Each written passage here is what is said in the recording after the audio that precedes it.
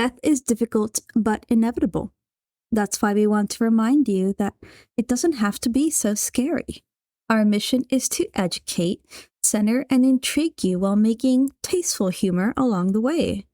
Welcome to another episode of Home is Where the Grave Is. We are your hosts, Dulce. And I'm Unity. Join us in our journey to educate, intrigue, and center ourselves on the subject of death and what comes after.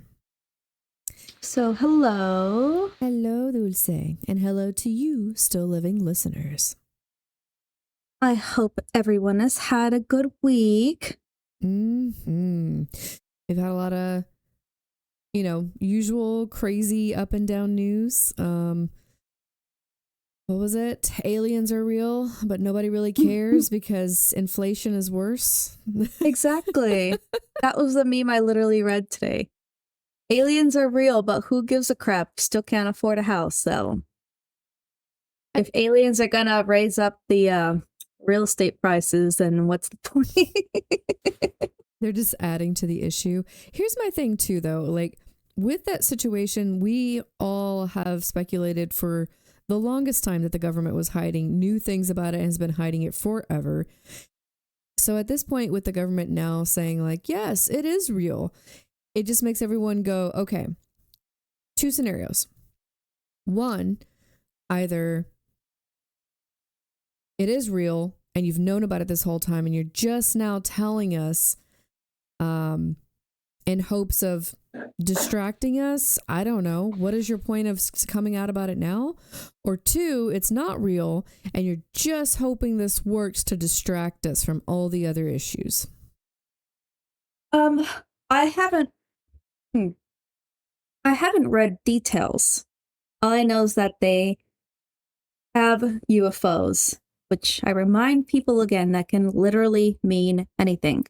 Yes. UFO means unidentified object, right? Unidentified yes. Found object.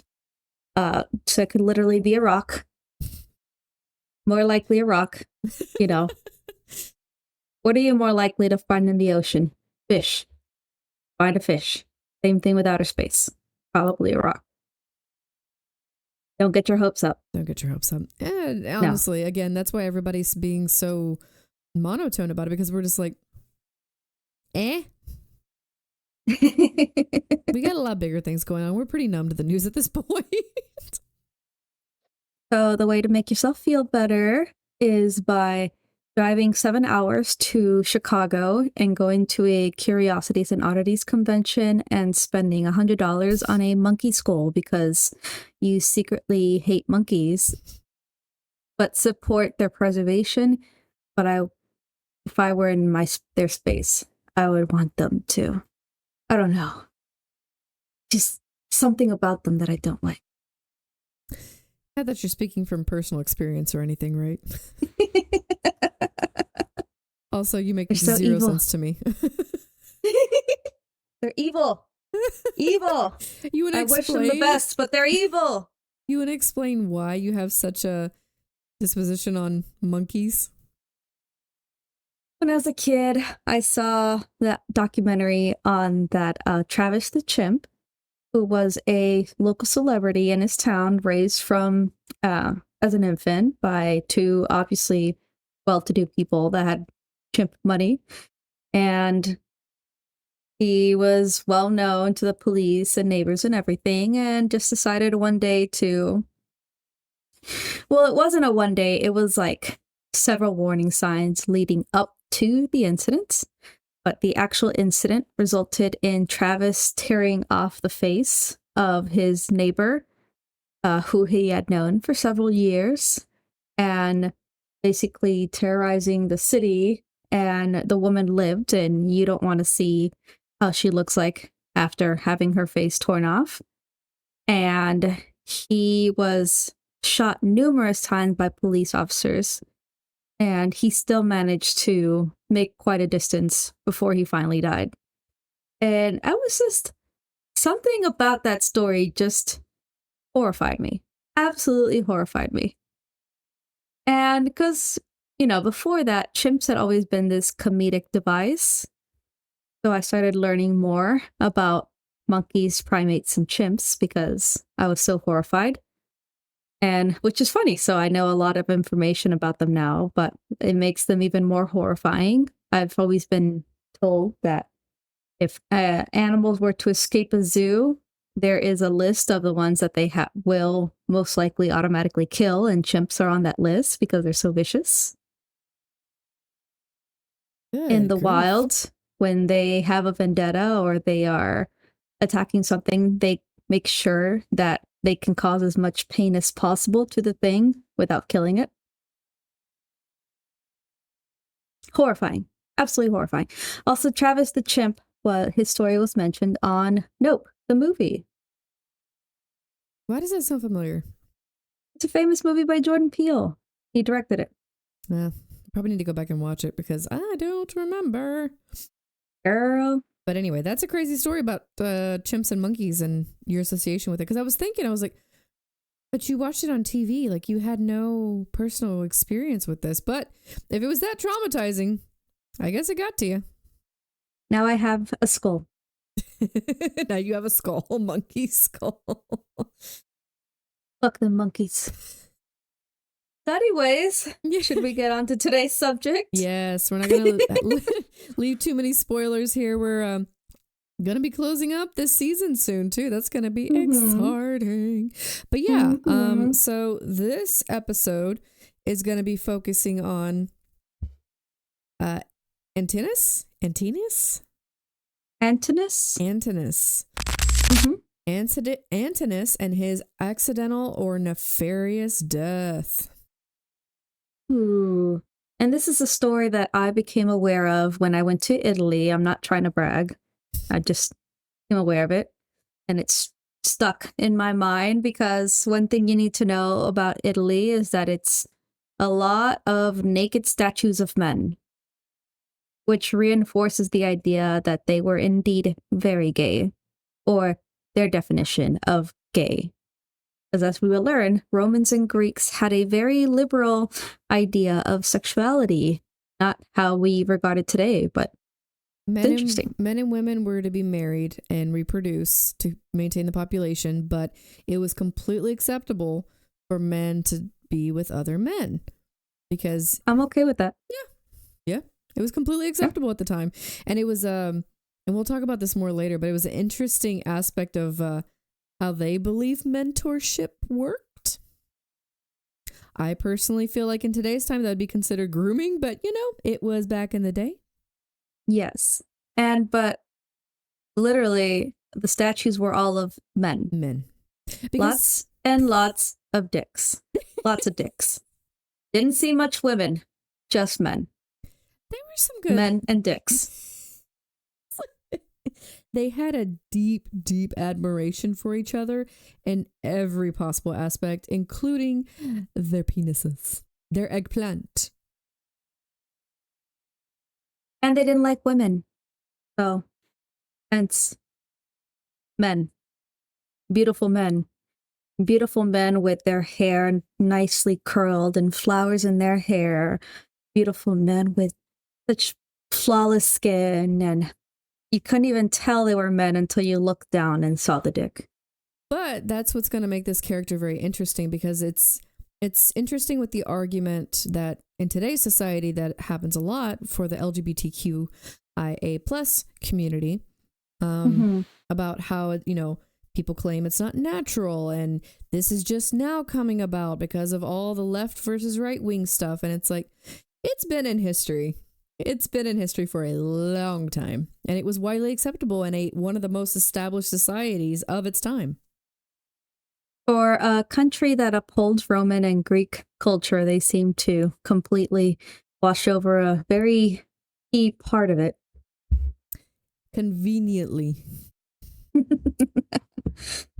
But so as we said, yeah. Would you like to start today? Yes, today's episode, we are journeying back into the Roman Empire, which we have briefly spoken about before, and its salacious affairs of the heart. As we mentioned, Greeks and Romans had a very different idea about sexuality. For instance, Romans had a liberal attitude towards sexual behavior, and emperors were known for having affairs with both men and women despite being in a heterosexual marriage. Greeks and Romans also had different ideas about what was considered appropriate relationships between adults and basically children, obviously older children. I don't want to say no, obviously. I mean, it is what it is. According to the Greek understanding of erotis, or lover, and an eromenos, beloved, with the lover almost always being older and established in a society, such as Hadrian, who we'll be talking about today, and the beloved younger and just entering the adult sphere, often between the ages of 13 to 18 years old.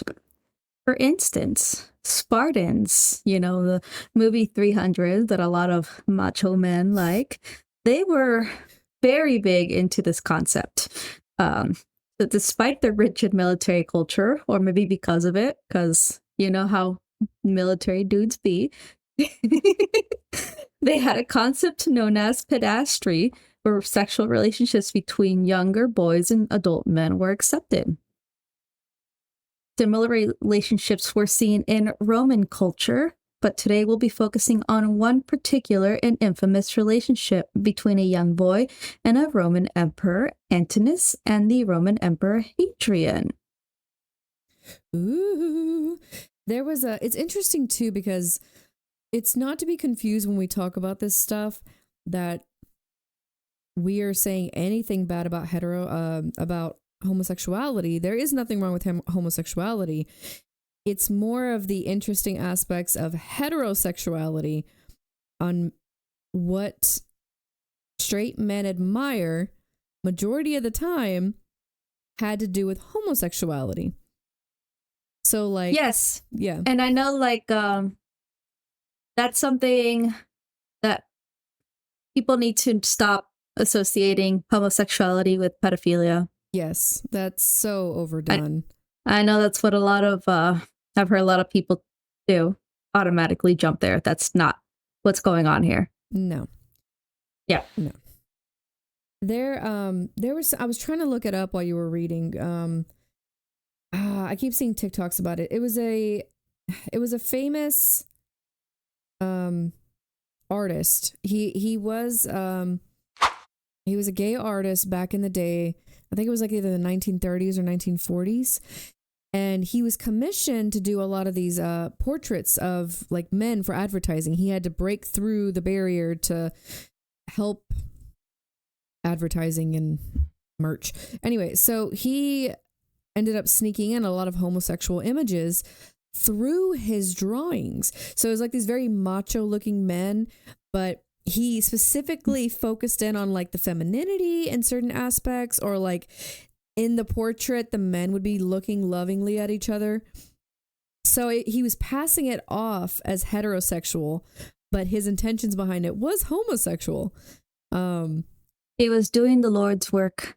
But it's so interesting how advertising took from that, and how heterosexual men ended up revering that type of imagery, which led to the big, beefy, like the male gaze. That's what they call it now, right? The male gaze, the big, beefy man has like no one can meet those expectations, and it ends up not being the female gaze. It's what males find attractive about each other.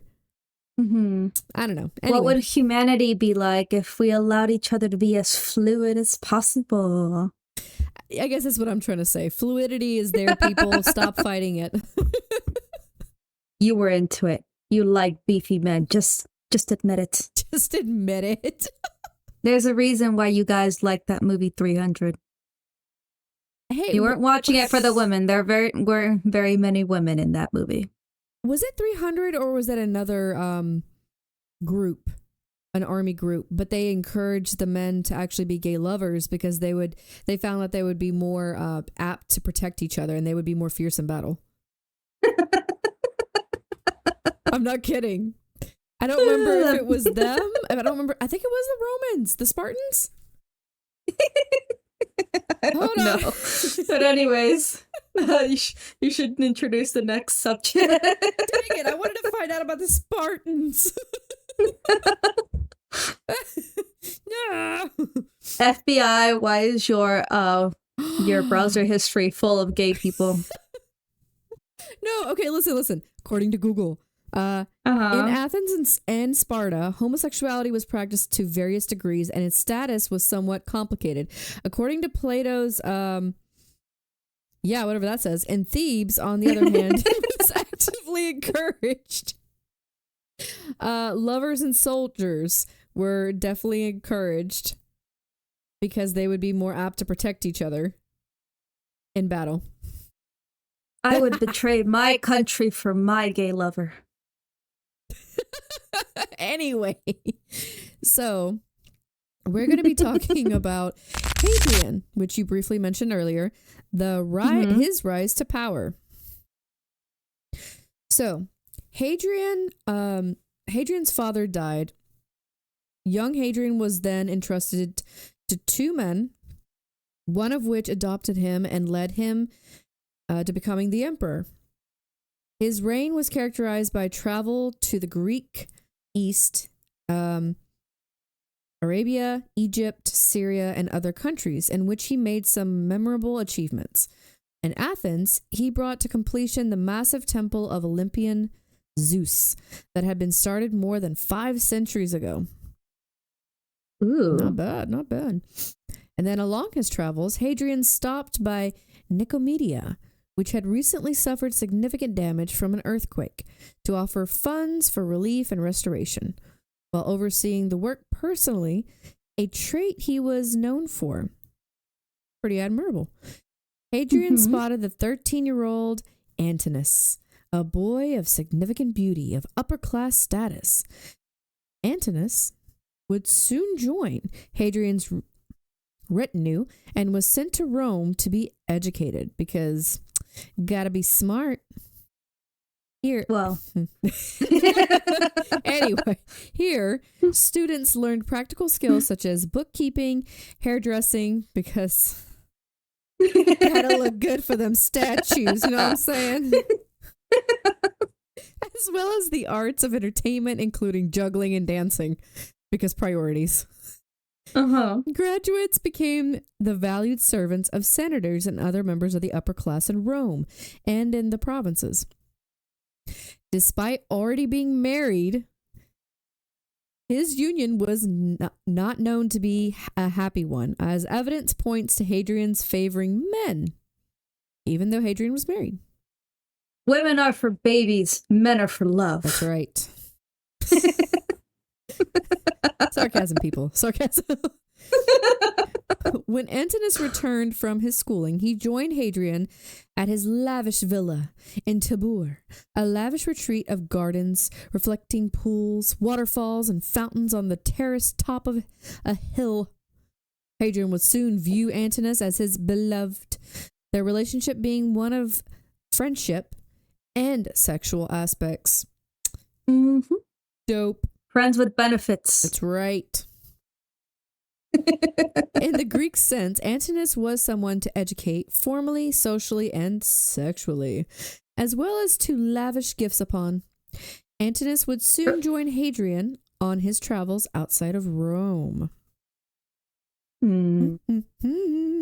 I would have loved to live in that villa. Take me, Daddy.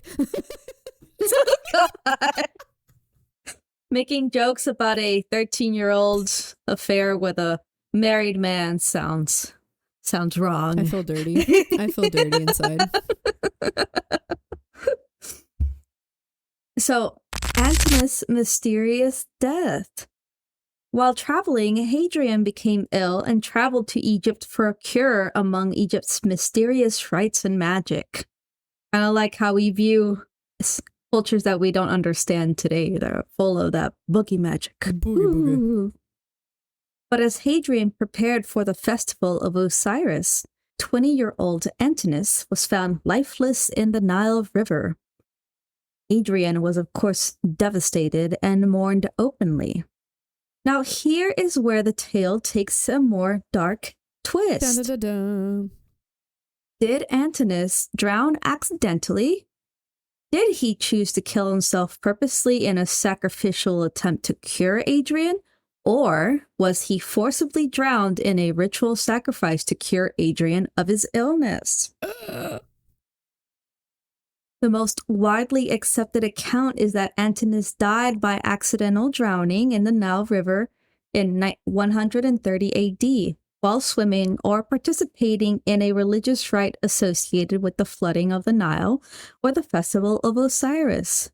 It's plausible, rivers with the currents. I don't know. I would not want to swim in the Nile River, considering all of the historical and stuff that's happened there throughout the centuries. A little dangerous. Little dangerous. But the details of the incident remain unclear, and there are no definitive historical records to prove that it was an accident. The religious rite was also considered a sacrifice whereby he surrendered his spirit to save his lover.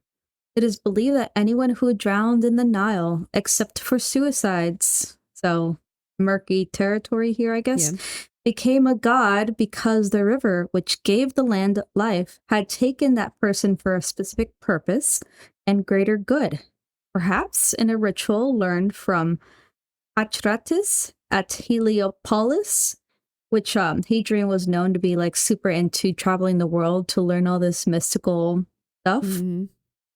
Antinous believed that he was surrendering his mortal life to save Hadrian. This would not have been considered a suicide, but instead a ritual sacrifice. Whether as a result of this sacrifice or coincidence, Hadrian's health improved afterwards. Suspicious. I just find it very odd because he was so meticulous. Hadrian was so meticulous about having records on everything. And it's just weird that this was just vague. Suspicious. And I think somebody said that, obviously as a member of his court, he would have had people around him and servants and bodyguards, basically, to prevent the sort of thing from happening. Exactly. It's just odd. Just suspicious. Side eye. So, the idea of becoming immortal. Whether Antinous' death was accidental, a suicide, or murder, the effects on Hadrian was clear. Deep in mourning, Hadrian sought to memorialize his beloved by making him immortal, a deity.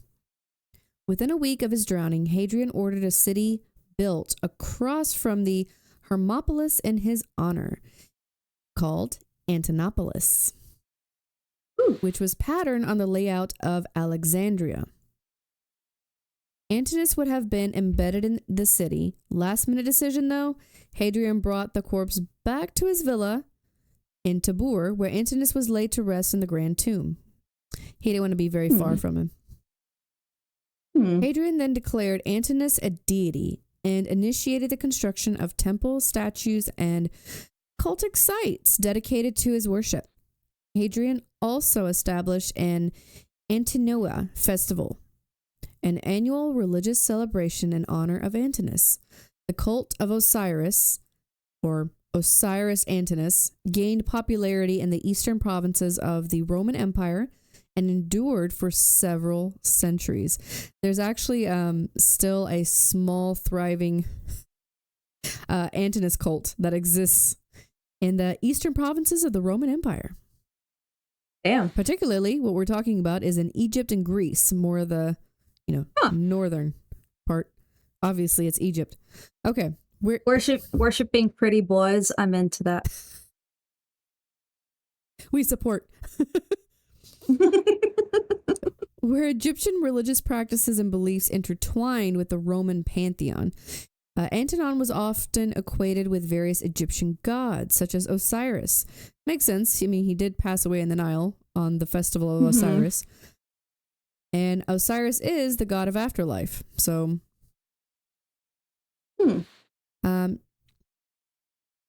the cult of Antinous involved rituals, sacrifices, and pilgrimages to his temple. People sought his favor and protection, and he was believed to grant blessings, healing, and guidance. The cult's popularity continued for several centuries, with temples dedicated to Antinous being built as far as Britain and the Danube region. It's important to note that the cult of Antinous was not as widespread or enduring as some of the major Roman cults. It had more localized and niche following, centered around the eastern provinces and influenced by Egyptian religious traditions. In the modern era, the cult Antinous has diminished, but his historical and symbolic significance remains. If you can see Antinopolis, there's some videos out there on YouTube where you can still see the stone pathways that still exist. It's pretty much in ruins, but you can still see the large stones that like paved the pathway, or they had certain pillars, and it's really interesting. Awesome. Mm-hmm. But as we can see, his figure associated with themes of beauty, love, and mortality. So sweet. And so, even though there's a cult today, I did not know that.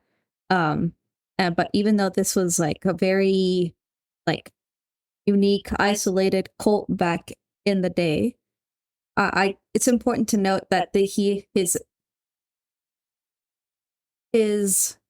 what I'm trying to say. His lineage? His mark on society and history has remained, because obviously we can still find statues of Antinous all over the place. And you can almost immediately tell it's him. Like, what other Roman or Greek statue do you recognize so quickly? You know, I could name maybe like 3, but Antinous is one of them. Some 20-year-old kid that died a long time ago. Like, his legacy is solidified. And the way you can tell is it's him, because he is typically like an extremely idealized icon. Like, every image of him is this just gorgeous, muscular man with very feminine features and beautiful curls. Like, it's just so obvious it's him. And like if you ever see that statue, it's very likely it's going to be Antinous. Absolutely. And we will show you tons of pictures. Mm-hmm. So over time, as a result, of Greek and Romans' ideas of sexuality and the fluidity of it, Antinous has taken on symbol of same-sex love and homosexuality, as his relationship with Hadrian has seen as a prominent example of same-sex romantic partnership in antiquity. What I say is that, like, from what all we know about Roman and Greek, like, culture, the fact that Antinous stands out so much is like, it makes it hard to remove the whole sexuality, the ideas of sexuality from Roman and Greek culture. Absolutely. Especially, which is just absolutely fascinating. So Antinous has been embraced as an LGBTQ historical figure and an icon of gay culture.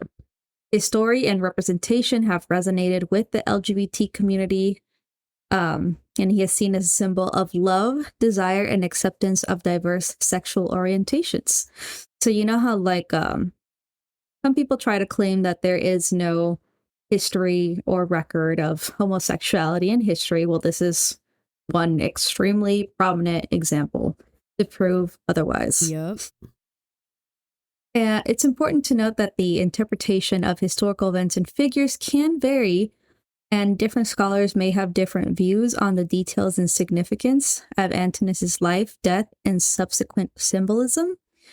But obviously, his impact remains. And somebody had admired and loved this person so much that he went from being basically kind of a nobody, he's just a part of some guy's entourage, to a freaking god. That's like dedication, Oh, absolutely. And it's a big symbolism to put on how the Greeks and the Romans, their idea of love And like we were talking about before, is the fluidity of sexuality. It's, again, it's not a new concept in today's time. This was centuries ago that the idea of it was there's different types of love. There's friendship love. There's like puppy love. I forgot the different, like the actual Greek names for them, but I think there's like however many, like 7 different. There's like ones? 5, I think. 5, yeah, that's what it is. Yeah. And the fact that they break that many different types of love down, it's not just, oh, I love you. Oh, I feel love for you. Because like for in English, we use love for pretty much everything. It's like, oh, I love you as my friend, but I also love this slice of pizza. Exactly. It's not the same. It was like, I hate taxes or I hate dictators. It's like 2 very different things. Absolutely. And so I think it's, yeah. So I think it's really exciting that there is that piece of history that you can't erase that. I'm sorry. They did a really good job back in the day of establishing Antinous, I cannot say his name. But man, does he have statues everywhere. I can't say his name, but can't deny his statue. So in summary, yeah, it's just such a fascinating symbol. Like I learned about the 5 types of Greek love in church in Sunday school, right? Yeah. So like I said before, Greek and Roman culture is like revered by like conservatives and Christianity, you know? Absolutely revered, as seen as like exemplary, philosophy, the idea of democracies and republics, the idea that a group of people, that the public should make decisions or should at least have a part to say in democratic decision making, laws. But then we just completely ignore this whole other side of their culture and their history. And I feel like our history has really tried to hide it. Like obviously, like when I went to Rome, I went to the Vatican where they have a bunch of these Greek and Roman statues and they chopped off all the dicks and put a leaf on there. No, they were not originally made with leaves. No. That was the Catholic Church purposely desecrating basically, a historical piece of art. It's really... And then... oh, sorry. I was just going to say, it's really sad to me because obviously the Greeks and the Romans were polytheistic. Yes. They were polytheistic before Christianity, Catholicism was introduced to them. And then when they switched over, they became the Roman Catholic, right? But it is like they have this whole other history and backstory and back culture before Catholicism was ever introduced. And rather than mesh it all together to be like, hey, this is our whole history, it just turns into let's just bury the past and pretend like that never happened. Supposedly the Vatican did keep those dicks somewhere. And they're trying to put them back now, I think. So there's someone out there looking at a dick and trying to figure out which one of hundreds of statues it's supposed to go to. I cannot imagine having that job. You are the dick bearer. And here's your dick. Here's your glue. Best of luck. This is a dick worthy of Caesar.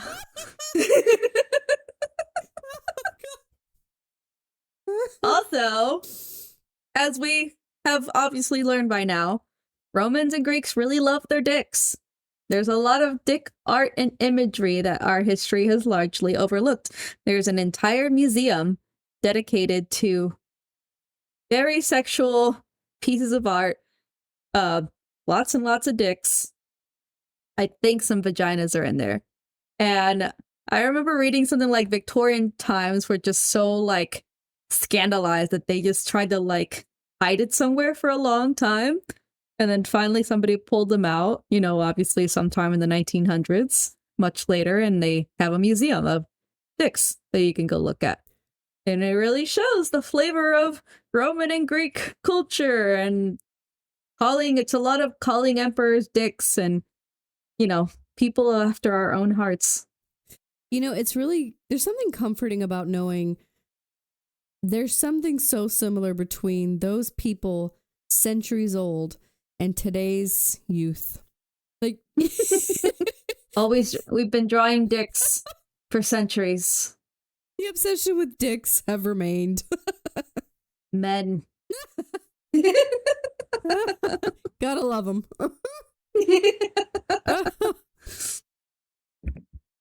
So, anyways, anything else you want to add? I think this is exciting. Antinous is a very exciting character and a very prominent character for the LGBTQIA plus community, because you have to have something to hold on to, especially when you have all of society that keeps trying to denounce and discredit you for existing, Mm-hmm. So it's nice to have a piece of history that's like, we are prominent and we have existed. This is not We existed. New. Remember, Joan of Arc, huge feminist symbol, had been completely hidden by history and did not reappear until the 1900s. Just crazy. Mm-hmm. But it just goes to show you how much history gets deleted and shoved under the rug, and it's sad. It gets changed a lot. It's kind of like, if you really think about it, the tale of Antinous and Hadrian was like a gay Romeo and Juliet. Except for only one died, but it's better than Romeo and Juliet. Honestly, yeah, I would argue that this is better than Romeo and Juliet. And it's canon that he was a hot piece of ass. That's right. I appreciate this love tragedy, because every culture has its own love tragedy story, right? And a lot of them have a tendency to fall in line with the same trope as Romeo and Juliet. Not saying Romeo and Juliet was the first one, it's just the most famous one that we are all familiar with. Yes. But it's nice to hear, a love tragedy that doesn't follow the same trope. Mm-hmm. Sacrificial. It has it all. Murder or suicide. Sacrificial rites. Egypt. The Nile River. Osiris. And a scandalous love affair. Scandalous. But yeah, I think that's all I've got. That's why our mission is to bring you the material and immaterial resources to help soothe some of your fears and grief. Don't forget to follow along for a new episode every Monday on all major podcast platforms such as Spotify, Apple Podcasts, Google Podcasts, TuneIn, and more, including YouTube, where we have our video podcast. If you enjoy listening, then please hit that subscribe button and don't forget that notification bell. If you have questions or want to pique your morbid curiosity, then visit our socials on Facebook, Instagram, and TikTok. And email us any questions, stories, or remarks. We want to hear from you guys at sweetprogressinc@gmail.com. Don't forget to get some merch on the way out at our Etsy shop, Delicate Death. And hey, tell us some of your stories. What is some cool stuff that you know? Comment below. Until next time. Stay alive. We always miss the beat.